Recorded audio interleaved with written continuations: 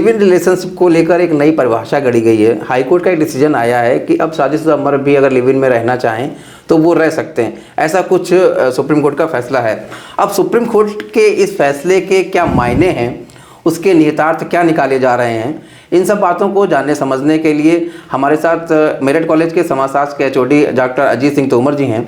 Sir से हम समझने का प्रयास करेंगे कि लिव इन रिलेशनशिप की समाज में ज़रूरत क्यों है, और अगर ये ज़रूरत आन पड़ी है तो अब हाईकोर्ट के फैसले के क्या निहितार्थ होंगे, समाज आने वाले दिनों में कैसे समाज की संरचना हम कर रहे हैं।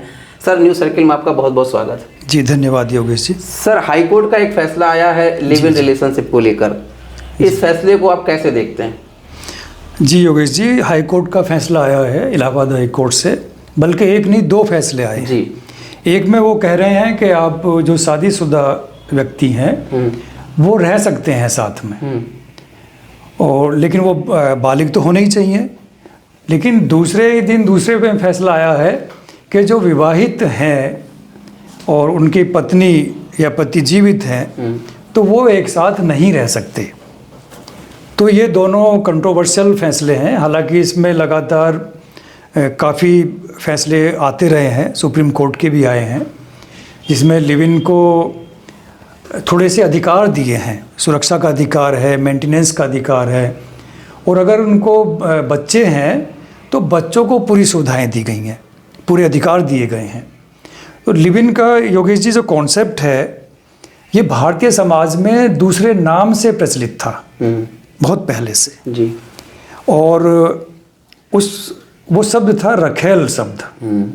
तो पहले कोई इस तरह से व्यक्ति किसी के साथ इन्वॉल्व होता था, अपमानित शब्द था, अपमानित इसको माना गया, तो रखेल कहते थे और ये अच्छा नहीं माना जाता था। लेकिन ये आप कहिए कि पश्चिमी देशों से नए रंग रूप में ये शब्द आया वाया बॉलीवुड, फिल्मों में इसको लेके आए और इसको इंग्लिश में लिव इन कहने लगे।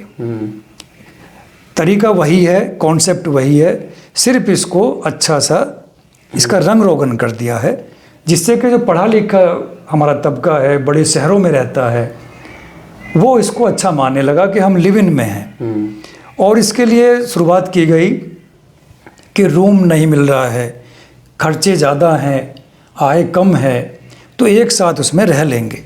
लेकिन बाद में दिक्कत क्या आती है, अगर लड़की ये कहती है कि भाई अब लंबा समय हो गया, हम शादी कर लेते हैं, तो लड़कियों को मारा जाने लगा। कभी उनको फ्रिज में पैक करने लगे, कभी सूटकेस में पैक किया जाता रहा, और इसको एक दूसरा अपराध का एक नया तरीका हो गया। और ज़्यादातर लड़कियां इसमें जब भी उन्होंने शादी की बात उठाई, जब भी उन्होंने कोई हक की बात उठाई, तो उनको मार दिया गया। इसलिए ये चर्चा में आया और सुप्रीम कोर्ट को या हाई कोर्ट को समय समय पर इसके बारे में डिसीजन देने पड़े। ये लिव इन का स्टेटस है अभी तक। सर, एक चीज़ सर, समाज को देखते हुए, चूंकि सामाजिक परिवेश पे आप रिसर्च करते हैं, शादियां जैसे जैसे टूट रही हैं, लिव इन का कल्चर क्या आने वाले दिनों में और ज़्यादा बढ़ेगा? नहीं, शादियां तो देखो टूट रही हैं। शादी टूटने का कॉन्सेप्ट हमारे भारतीय समाज में तो था ही नहीं। हमारे कहीं किसी भी ग्रंथ में तलाक जैसा शब्द नहीं है जी। है ना। डिवोर्स या तलाक ये दोनों बाहर के शब्द हैं। यहाँ तो शादियां होती थी 7 जन्मों के लिए होती थी। लेकिन जैसे जैसे पश्चिमी संस्कृति यहाँ आई, वैसे ही अब इनकी संख्या, और जैसे जैसे उपभोगवाद बढ़ा है समाज में, तो उससे भी तलाक की संख्या बढ़ रही है। लिव इन नेचुरली बढ़ेगा तो है। अब सर, एक सवाल ये आता है कि जो नई उम्र के बच्चे हैं, जिनको हम जेनजी बोलते हैं, और जेनजी की अपेक्षाएं बहुत ज़्यादा हैं, अपेक्षाएं ज़्यादा हैं, और वो शादियों से डर रहे हैं, क्योंकि आज के जो परिवेश में जो उन खबरों को पढ़ते हैं। हाँ। तो जेनजी क्या सोच रहा है कि जो नई उम्र का बच्चा है वो क्या सोच रहा है? एक्चुअली जेनजी जो है जिम्मेवारियों से भाग रहा है जी, है ना। उसको जो मॉडर्न लाइफ है, क्लब कल्चर है जी, वो उनमें इन्वॉल्व ज़्यादा है। पैसा भी खूब कमा रहा है, अच्छी एजुकेशन उनके पास है, ज़्यादातर टेक्नोक्रेट्स हैं, और लेकिन वो उपभोगवाद भी उनमें ज़्यादा है। तो वो शादी का मतलब है कि आपको जिम्मेवारी उठानी है, पत्नी की भी, पत्नी को पति की, प्लस बच्चों की। साथ ही साथ वो जॉइंट फैमिली में रहना पसंद नहीं करते। दोनों वर्किंग हैं, दोनों जॉब कर रहे हैं, तो फिर फैमिली चलेगी कैसे? तो लिव इन उनको आसान लगता है कि जिम्मेवारी कुछ नहीं है, जब तक चाहो आप साथ रहो, जब नहीं चाहो एक तो अलग हो पैकेज की जाओ। तरीके से एक हो गया। पैकेज की तरह से हो गया। और दूसरा सर, एक जैन जी में बहुत सारे शब्द हैं इन दिनों, जब उनसे चर्चा करते हैं तो बड़े वायरल, जिसपे ऊपर बड़े वो लोग डिस्कस करते हैं। एक शब्द आता है sir, bread crumbing. Bread crumbing क्या है? जी, ब्रेड क्रम्बिंग में ये होता है कि ये लोग बड़े अच्छे से साथ रहते हैं, एक दूसरे से फ़ायदा उठाते हैं, लेकिन इमोशनली अटैचमेंट इनमें नहीं होता। लेकिन जैसे ही लगता है एक दूसरा अलग हटने जा रहा है तो फिर थोड़ा सा ज़्यादा इमोशन दिखा करके उसको फिर रोक लेंगे, जैसे कि ब्रेड उनको देना एक तरह से। तो ये ब्रेड क्रम्बिंग है जो जैन जी में आजकल ये काफ़ी प्रचलित है। हिंदी में कहें जैसे प्रलोभन दे के। प्रलोभन दे करके, वही ब्रेड से इसका मतलब है। जी। एक शब्द आता है सर, सिचुएशनशिप। जी, जैन जी की लैंग्वेज में ये सिचुएशनशिप क्या है? सिचुएशनशिप ये है कि वो दोनों अपने सुविधानुसार एक दूसरे के साथ आते हैं, और लेकिन इमोशनली अटैचमेंट यहाँ भी नहीं होता उनमें। एक दूसरे का फ़ायदा उठाते हैं वो, और दोनों जानते भी हैं, लेकिन कोई इमोशन नहीं होते हैं, कोई कमिटमेंट नहीं होता है इनमें। तो ये इसको सिचुएशनशिप कहते हैं। इसके अलावा वो बाहर भी जाते हैं फ्रेंड्स की तरह से, एक पेयर की तरह से जाते हैं। फ्रेंड्स क्या, पेयर की तरह से जाते हैं, और डेटिंग भी करते हैं, लेकिन उसके बाद इमोशनल कमिटमेंट कुछ नहीं होता है इनमें। कैजुअल डेटिंग क्या होती है? कैजुअल डेटिंग भी इसी का एक रूप है, जिसमें ये एक तरह से पूरी तरह से जैसे बिफोर मैरिज बहुत से लोग जाते हैं डेटिंग पर, उसी तरह से है। लेकिन ये कि एक दूसरे को छोड़ कर किसी के भी साथ जा सकते हैं, जैसा उनको अवसर मिलता है, जैसा मौका मिलता है, लेकिन कमिटमेंट और इमोशन नहीं होते बिल्कुल भी। एक सब सर और आता है, फ्रेंड्स विद बेनिफिट। जी जी, कि हम फ्रेंड्स बनाएं जिनसे हमें फ़ायदा हो। जी जी, इसे FWB भी इसे कहा जा रहा है शॉर्ट में। जी। तो इसमें ये थोड़ा सा और आगे बढ़ते हैं, दोनों जानते हैं, और इनमें फिजिकल रिलेशन भी इनमें होते हैं जी, और सोच समझ करके ये होते हैं, और इमोशनल या कोई फ्यूचर को लेके कोई कमिटमेंट इनमें नहीं होता, छोड़ देते हैं फिर ये।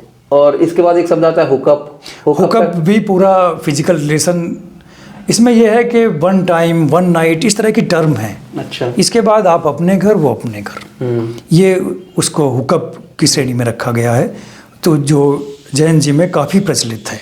ओपन रिलेशनशिप की बड़ी चर्चा होती है। ओपन रिलेशनशिप में ये करते हैं कि ये जानते हुए एक दूसरे के साथ रह रहे हैं, लेकिन ये भी उनको अवसर दिया जाता है कि आप कहीं और भी चाहें, किसी और फ्रेंड के साथ भी आप रह सकते हैं। तो बिल्कुल ओपन है और उनकी जानकारी में है।